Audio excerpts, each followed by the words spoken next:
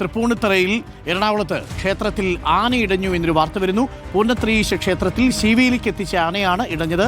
ഒരാൾക്ക് പരിക്കേറ്റിട്ടുണ്ട്. ആനയെ ഇപ്പോൾ തളച്ചു എന്നുള്ളൊരു വിവരം കൂടി വരുന്നുണ്ട്. റംഷ CP, ഇപ്പോൾ എന്താണ് അവിടുത്തെ അവസ്ഥ? എപ്പോഴാണ് ആന ഇടഞ്ഞത്? പരിക്കേറ്റു? പരിക്ക് ഗുരുതരമാണോ?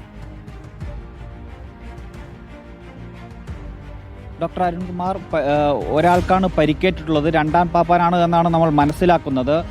ഇന്ന് വൈകുന്നേരമായിരുന്നു സംഭവം. ശീവേലി ചടങ്ങിനിടെയാണ് ആന ഇടഞ്ഞത്.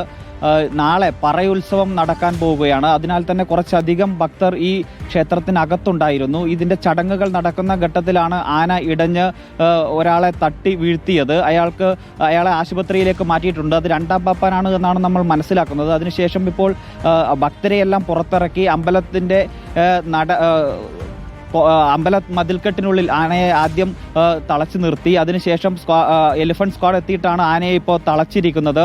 നിലവിൽ മറ്റു പ്രശ്നങ്ങളൊന്നും തന്നെ ഇല്ല. അരുൺകുമാർ. ഓക്കെ, CP റംഷയാണ് വിവരങ്ങൾ നൽകിയത്.